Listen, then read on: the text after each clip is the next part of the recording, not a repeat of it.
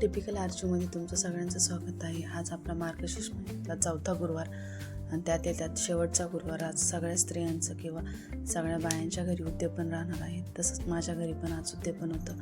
मी अशी आज वेगळ्या पद्धतीने थोडीशी पूजा मांडलेली होती आणि आज उपवासच होता. बाकीचे दिवसभर धावपळच झाली होती माझी. गुरुवारचा बाजार पण होता, मला थोडी खरेदी पण करायची होती. रांगोळी मी अशी काढली होती साधी सिंपल, आणि संध्याकाळी उद्यापनासाठी मी स्वयंपाक केला होता. 7 वाजता मी जेवण घातल्या. भाजी, डाळ भात, चपाती, भजे, कोरड्या पापडी, खीर आणि उसळ केली होती. मिसळ ओम सहनावतु सहनो भुनक्तु सह वीर्यं करवावहै तेजस्विनावधीतमस्तु मा विद्विषावहै. हे बघा, अशा प्रकारे काल माझ्या घरी उद्यापन झालं. मार्गशीर्ष महिन्यातले माझे गुरुवार पण संपले. नंतरून बाया जेवण गेल्यानंतर घरातील पसारा.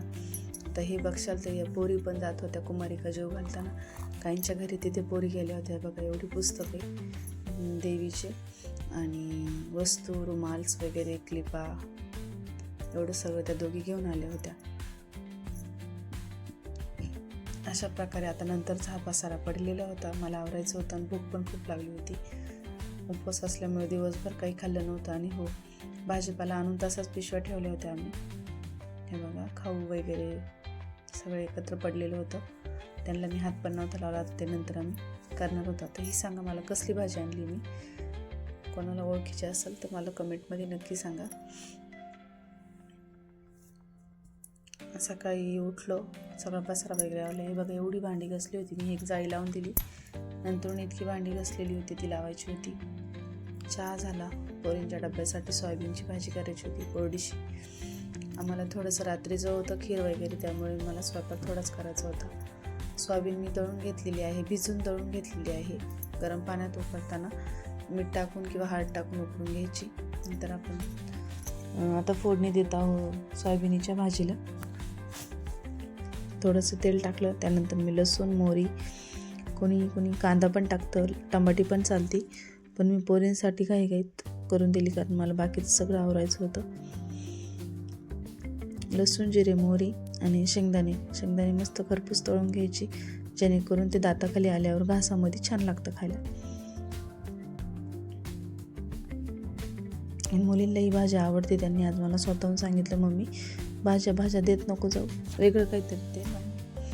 शिवण्याला ही भाजी खूप आवडते सोयाबीनची, त्यामुळे मी आज अशी भाजी करून दिली की लांबून असं वाटतं पण शिळ्या चपातींचा भुगा आहे, पण नाही, ती सोयाबीनची भाजी होती.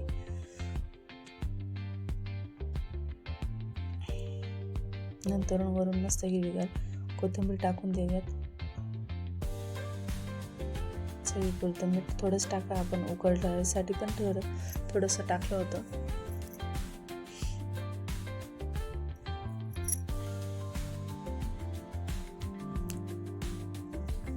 सर्दी जातच नाहीये.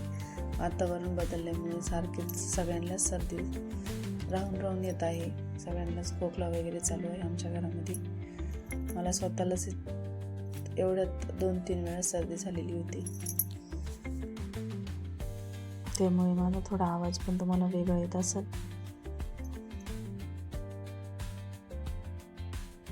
मस्तपैकी वरून अशी थोडी कोथिंबीर टाकून देऊ हिरवीगार, आणि पोरींच्या डब्यांना भरूयात. ही झाली सोयाबीनची भाजी. चपाती संग खायला मुलांसाठी खूप छान आहे. डब्यांना पण द्यायला मस्त आहे रेसिपी. तुम्ही नक्की ट्राय करा तुमच्या मुलांना. कोरडी आहे, खूप ऑइली नाही करायची.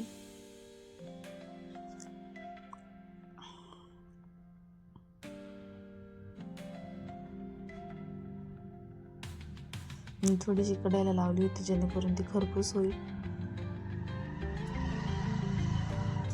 खायला पण टेस्टी लागेल.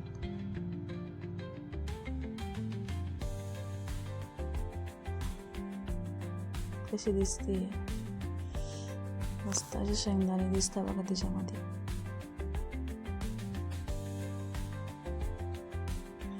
बाकीचं काम आवरायची घाई होती. पाणी आलेलं होतं. मला अर्धे कपडे धुतले होते, अर्धे कपडे धुवायचे होते. भांडी वगैरे पडलेली होती, मुलींना चहा वगैरे दिला. नंतर भाजी चपात्या करून घेते. त्यांना काढून दिल्यावर दादू झोपलेला होता, तोपर्यंत सगळं पटपट आवरून घ्यायचं होतं.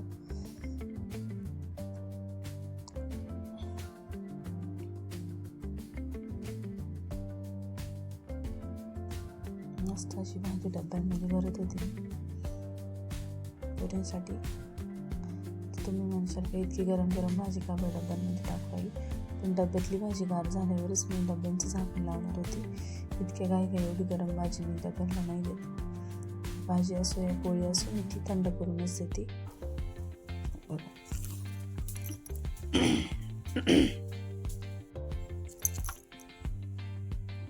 मस्त दिसते ना सोयाबीनची भाजी,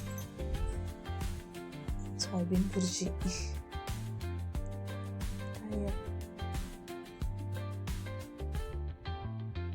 नंतर मी आमच्यासाठी थोडीशी शेंगदाण्याची मिरची केलेली आहे. हा भाजीपाला आवरायचं काम चालू होतं आणि सोबतच शेगडीवरती आम्ही शेंगदाण्याची मिरची करत होतो. मी त्याच्यात थोडे तीळ टाकलेले आहे मिरची गरम करताना, आणि कोथिंबीर जास्त टाकलेली आहे, त्यामुळे भाजी मस्त शेंगदाण्याची तीळ चटणी आपण केलेली आहे तोंडी लावायला. जास्तीची करून ठेवली होती जेणेकरून ते डब्यामध्ये राहीन डब्यांना द्यायला. बाय बाय मित्रांनो, भेटूया पुढच्या ब्लॉगमध्ये.